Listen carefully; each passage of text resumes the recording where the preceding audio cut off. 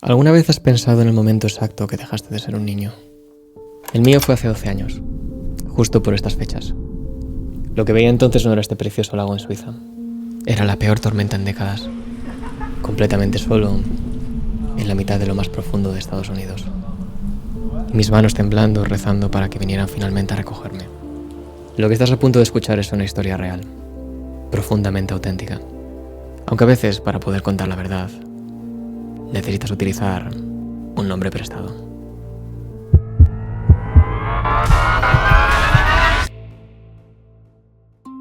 Mi nombre es Lane, y desde que recuerdo me he sentido una abeja negra. Ya sabes, el raro, el diferente, el fuera de lo normal. Aunque durante muchos años nunca tuve claro exactamente por qué. Supongo que un buen punto de partida fue cuando estaba a 10.000 metros de altura sobre el océano Atlántico. Venía de un pueblo de España y mi familia me acaba de enviar a estudiar a los Estados Unidos.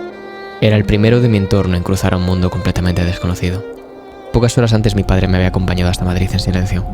Casi todo el trayecto desde el norte de España lo habíamos pasado sin hablar. Solo el ronroneo del motor llenando el espacio entre nosotros. Y algo que tardé años en reconocer. Miedo.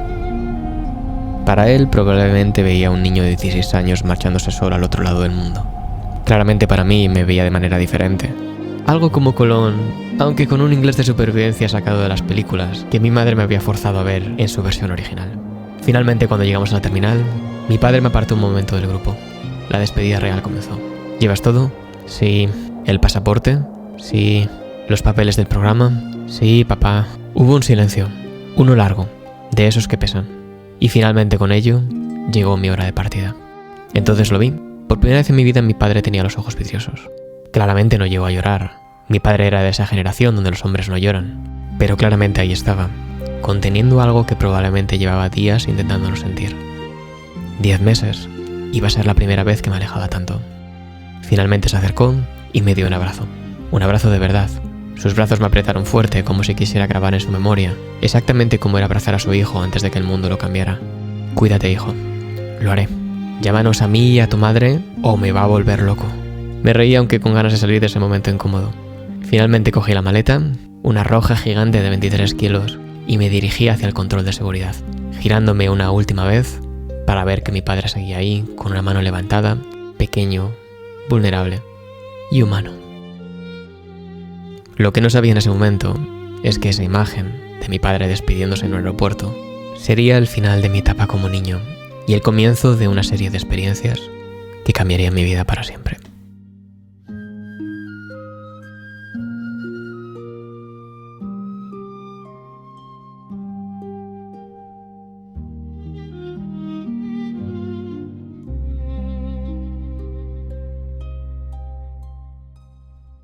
Primera vez que vuela solo, me preguntó la azafata de Iberia que me iba a acompañar durante todo el proceso, y me trataba con esa mezcla de amabilidad y lástima que reservan para los menores no acompañados. Antes de Estados Unidos había viajado bastante, pero siempre con mis padres, a excepción de los campamentos de verano, claro. Pero esta era la primera vez de verdad. Cuando despegamos pegué la cara a la ventana. España se hacía pequeña. Todo lo que conocía se convertía en una especie de mapa marrón que pronto solo sería océano. La azafata volvió cada hora, me traía un zumo de naranja sin que lo pidiera. ¿A qué parte de Estados Unidos vas?, me preguntó una de esas visitas. Michigan. ¡Ostras, qué bien! ¿De vacaciones? No, voy a estudiar allí un año. ¿Un año entero? ¡Qué valiente! Valiente. Esa palabra se quedó dando vueltas en mi cabeza. ¿Era valiente? ¿O simplemente estaba haciendo lo que se esperaba de mí? Me puse los auriculares y puse una playlist que había preparado para el viaje. Una mezcla de Linkin Park, Green Day y alguna canción de Melendi porque en el fondo seguía siendo español. Mi dedo se quedó flotando sobre el móvil antes de poner el modo avión. Respiré hondo y abrí WhatsApp. Releí su último mensaje. Buen viaje. Frío, correcto, devastador. Apreté los dientes y bloqueé de nuevo mi teléfono, con la esperanza de que si me iba suficientemente lejos, ¿dejaría de pensar en ella? Cerré los ojos y cuando los abrí, Nueva York brillaba a lo lejos. El aeropuerto de JFK en Nueva York era exactamente como en las películas, pero más ruidoso y con menos glamour. Pasillos interminables de gente corriendo en todas las direcciones y anuncios en un inglés rápido que mi cerebro necesitaba 3 segundos extra para procesar. Welcome to New York, un cartel gigante que me saludaba con letras que parecían gritar. Y ahí estaba yo, con mi maleta roja, mi mochila amarilla fosforescente y una expresión que probablemente gritaba turista perdido en todos los idiomas conocidos. Un representante del programa nos recogió y nos agrupó a todos los estudiantes de intercambio. A mi llegada éramos 4. Sonia, otra española de Madrid, con la que conecté claramente por el idioma. Moritz, un chico del sur de España tan rubio que aparentemente le habían dado problemas con el visado pensando que era nazi. Y Riku, un finlandés tranquilo con el que hice muy buenas migas desde el primer momento. Nos metieron en un taxi amarillo. Sonia y yo compartimos el trayecto hasta la residencia mirando por la ventana como 2 críos en Navidad. Nueva York desde el taxi era una película. Literalmente. Cada esquina me recordaba una escena que había visto 1000 veces. Las escaleras de incendios de Spider-Man, los taxis amarillos de todas las comedias románticas malas, el humo de las alcantarillas, los edificios tan altos que parecían querer tocar a Dios personalmente. El bullicio era constante. Pitidos de coches, gritos, sirenas. Nueva York no dormía ni un solo segundo. Es exactamente como en las pelis, dije en voz alta sin darme cuenta. Sonia sintió. Brutal. Nos alojamos en una residencia en Queens. Durante 3 días fue una especie de campamento de iniciación para estudiantes de intercambio. Nos enseñaron cosas esenciales como qué decir si la policía te paraba, spoiler, no hacer chistes, cómo funcionaba el sistema educativo y sobre todo y más importante, cómo sobrevivir a una familia americana. Spoiler, di que sí a todo y sonríe aunque no entiendas nada. Pero las charlas también venían con advertencias, muchas advertencias.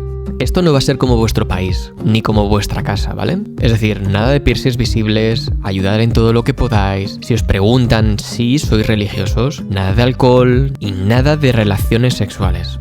Y sobre todo, si la familia os rechaza, os volvéis para casa. Sentí un nudo en el estómago. Mis padres habían invertido casi 10.000 euros en esto. 10.000 euros que no sobraban precisamente. Si la cagaba, no solo me volví a casa, les fallaba a ellos. Sonia, sentada a mi lado, giró los ojos mostrando molestia. ¿De verdad me van a decir a mí hasta con quién puedo follar? ¡Nueva York!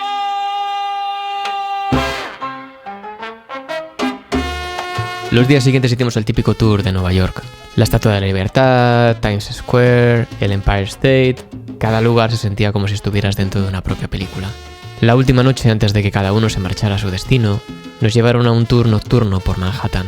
El grupillo que habíamos formado, Maritz, Sonia, Rico y yo, mirábamos el skyline brillante frente a nosotros como una postal imposible. Nadie decía nada, solo mirábamos las luces, los edificios, la ciudad que nunca duerme haciendo honor a su nombre.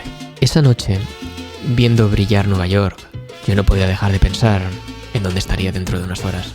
Había tenido suerte, al menos yo sabía con qué familia me tocaba. Por ejemplo, Moritz había viajado desde aquí sin saber todavía quién le acogería. Algunos tardaban unas semanas en ser elegidos. Otros se quedaban en Nueva York varados, esperando a que alguien les aceptara.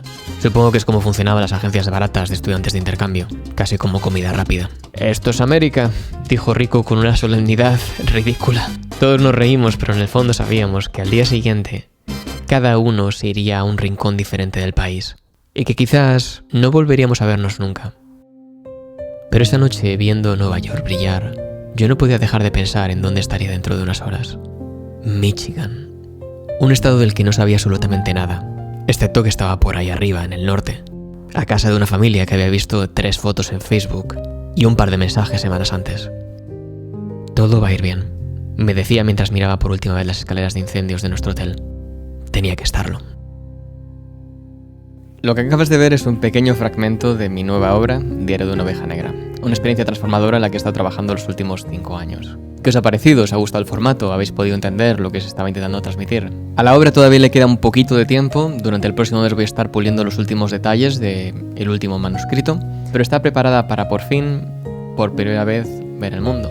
Así que aunque todavía no está disponible, si quieres ser uno de los primeros en saberlo, puedes dejarme tu correo en el enlace en la descripción y pronto hablaré de más detalles. Si este formato ha gustado y funciona, pues me plantearé continuar produciendo el resto del capítulo y dejarlo gratis aquí en YouTube. Te leo en los comentarios si crees que podría mejorar algo o si tienes alguna idea de cómo hacerlo más interesante. Gracias por el apoyo del último vídeo y nos vemos pronto.